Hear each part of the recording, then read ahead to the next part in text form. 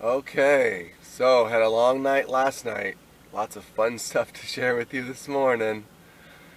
So interestingly enough, yesterday or last night I slept at a Hampton Inn, no problem. Slept there all night. I've done it all over the country, Hampton Inns and Marriotts and Courtyards. Guess they're all kind of owned by the same company. But did it in the Sprinter, never had a problem, all over the country. Even I did it here yet last night, or the night before last. Did a video on how awesome it was and how good it is to sleep there and how close I am to work while sleeping there. Um, and there was a La Quinta Inn like right around the corner, so I was like, I'm gonna, kind of switch off between them, so I'm not in the same place all the time and in different hotels. Well, I went to the La Quinta last night and got the knock on the window at 11:30 at night when I was already dead asleep, and it wasn't just a knock, which was really strange. I'm sleeping, and it felt like somebody had stood on my back bumper and jumped up and down. The whole thing just rocked, but nobody said anything. And so I woke up, and it wasn't shaking at all anymore, and I was like, did I dream that? What's going on? So I looked out the front, I looked out the side, I didn't see anything. I'm like, okay, maybe I just dreamt that. And my heart's racing, adrenaline's rushing, but I fell back to sleep fairly quick. Within minutes I was back asleep because I really hadn't fully woken up, and I was like, oh, it's just a dream. So then I just fall asleep, and then knock on the window, and boy, that's the part of this life that's just not fun. If you've never had your window been a knock on your, sleeping in a vehicle, there is nothing like it. Heart's racing, pounding. Look out the window. There's the sheriff. There's a sheriff with a flashlight, and he's kind of waiting. So I say, hey, getting my clothes. Be right out. So come out and just ready for my usual experience I always had in the Sprinter when this happened like 4 other times. And this time was definitely worse, and not because, part of it is because we're in South Florida and I guess there's more crime here, and so they're harder on people. The other part of it that's different is when I bought this vehicle, they charge a lot of money to get your license plate here. Like in Colorado, it's like a $25 fee to get your license, the actual license plate to put on. Here it's $350 for that same plate. And so I didn't have that, that's not in my budget until, my first paycheck or two or whatever. So I took the front plate from the Sprinter, which doesn't have the little number like what year, when it expires or any of that. Because here in Florida, they only use the back plate, and so we didn't even need the front one here. So I put that on the back, just so there'd be something there, and it's in my name. I have the Sprinter registration, I have the Sprinter insurance in case, I was like, okay, if this happens, I want to have all my ducks in a row. And yes, it's not legal, but it's me. I own the other vehicle, and this is what I'm doing. So anyway, they were a lot harder on me, and he says right off, so do you own any other vehicles? And I said, yes, I own a blah blah Sprinter. And what's going on? I told him, I'm separated from my wife. She took the vehicle with her, and I just needed something on the back until I could get my own plates. I just, and he's like, this is illegal. This is highly illegal. You can't do this. I'm like, I do know, but I wasn't sure what else to do. I was just very honest and very open, and I wasn't combative. The problem is, and this has happened before, and Noelle has told me this before, when I get in this situation, get woken up, startled awake, and I'm talking to the cops, I get shaky, and I just get I don't know if nervous is the right word. I kind of just lose my normalness. It's almost like I have so much adrenaline through me that I can't speak properly or speak coherently. And so it can sound to the police like I'm either hiding something, I'm on something, or something's fishy that they have to keep checking out. And so I'm aware of this, and I tried to be very coherent, but it was clear. He was like, "What else are you hiding from me?" And I said, I'm not hiding anything else from you. I just started a job. I'm getting my paycheck soon. I'm gonna get the plates. That's my first thing on my list to do, and I'm just trying to find a quiet place to sleep." And kicking myself in the head the whole time. Why the hell didn't you just go to Walmart where it's safe, where it's legal? And then he saw there's a sticker, U.S. Army sticker on the back, which I didn't put there. That's been there it's all faded from the sun, but it was there. It says, so you were in the Army? Like, really? And I was like, yeah, I was. And he said, oh, okay. And so then he starts, he asked me some things about that only I would know if I was in the Army. What's your MOS? What's this and that? And so I answered him, and he's like, okay, well, you really are in the Army. That's cool. I want to. Then he got a little bit nicer about it. The older cop, guy in his mid-40s. The younger guy in his early 30s, he was much more laid back about it. Once he heard, they took my license, they checked me for warrants and all that, and I came back fine. And everything looked like it was going to be fine. I mean, it was fine, but everything looked like, okay, I'm just going to get a warning and get out of here. And then he asked me something about my registration. And the younger cop, police officer, I'd already talked to about, I already had a title. I was like, I have the title in my name.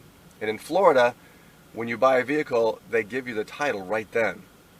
Like you fill out, you have to pay like $100, and they print the title on the printer, and they hand it to you signed.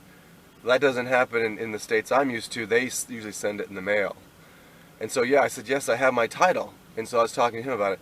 So he was doing something else. Maybe there were other people sleeping there at night. I don't know. He walked away, and I was talking to the older police officer.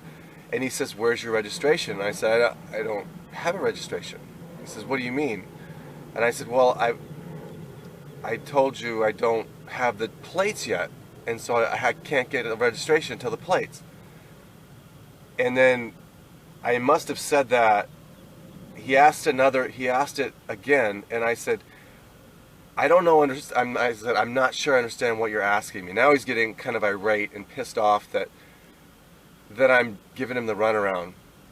And he said as much after the second time. He says, why you give me, he says, do you think I don't know the laws in this state on how registration and plates work? Why are you giving me the runaround? And he started raising his voice, and I said, officer, no, I'm the one who's ignorant. I don't know how this stuff works. All I know is that a registration goes with the license plate. Is there another way that's supposed to work? I'm not trying to hide anything from you. And at that moment, the other cop went around the corner, and he said he's asking you about he's asking you about the title. And I was like, oh, I have a title. Like, really quick, I have a title. It's in the car. It's in my name already. And he's like, oh, well, why didn't you just say that? And so I didn't say anything to that. Like, hello, you said registration. You didn't say title. I didn't realize that they were the same thing. Or maybe they're not, but that's what he said. So after that got taken, this was about 20 minutes later, and for the most part, they were both very kind. They were both very, not supportive, that's the wrong word. They were both very kind. They were both very respectful for the most part. And the older guy said, I'm off for 4 days. He says, you can't keep driving around with this license plate. He says, it's not for this vehicle, it's against the law. If you get caught with this, you're going to get a huge fine, and you could go to jail if someone really wanted to. And so I said, okay, he says, I'm going to be off for 4 days, and after those 4 days, if I see you again, I'm going to pull you over, and you're going to get the full penalty I can give you. So figure this thing out. You have a few days to figure this thing out, and if you don't, just hope you don't see me again.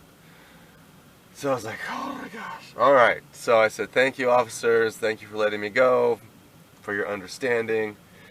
And got the heck out of there, went to Walmart. And he even said, the older police officer said, you can just stay at the Walmart, the place I have been staying for the last couple of weeks. They say they let overnight parking there, no problem. Everyone does it. It's accepted. And so I was like, okay. And I didn't say anything about that, but he's like, I understand. It looks like you're trying to you're getting your back on your feet. You got a job. I'm not trying to be a complete ass, but this is, these are the rules, and I want, I hope you get that thing so I don't have to do we don't have any more problems. So drove here, laid down to go to sleep at 12:15, and just buzzing wide awake and going through all the conversations in my head. And so I'm like, and this is normal after getting a knock. It's hard that adrenaline's racing. So just tried to calm myself for like an hour, and I finally fell back to sleep after about an hour. And then I had like weird dreams about, I don't know, weird anxiety dreams, but I did sleep. So that was my fun experience last night, and me reiterating, wow, like I did the Hampton no problem, and I've done it all over the country, but being in South Florida, every place is different. If you're up in Michigan, really quiet area, people aren't paying attention. The crime isn't bad, but you got to look at your surroundings. And this is just I got really lazy. That's the short of it. It's my fault this happened. I should never have been staying on private property where I didn't feel like I was safe there. And a hotel is private property. So it's really my fault. They really had the right to throw the book at me as far as fines and penalties. I don't know about going to jail, but fines and penalties for having an illegal license plate on my vehicle. So it's more a warning out there to, park on the street, on a public street, have a legal plate, obviously. And, if I was in someplace else where they charged a normal amount for a license plate, I would have already bought it. But $350 for a license plate right now is out of my budget. So I'm going to see what I can't do, talking to family, talking to friends, see if I can't come up with that money now in the next few days so that I can get the plate by the weekend, the license plate, and not have to deal with this cop again. Because while he was respectful and kind for the most part, he also wasn't messing around. So, man, there's nothing in the world like a knock in the middle of the night on your window when it's like right next to your head. It's just not like a knock on your front door or an apartment door or any of that stuff. There's a whole nother insanity to doing this. Well, I think that's all I need to say to that. Alright, everybody. Go have fun, and don't park on private property unless you know you can park there.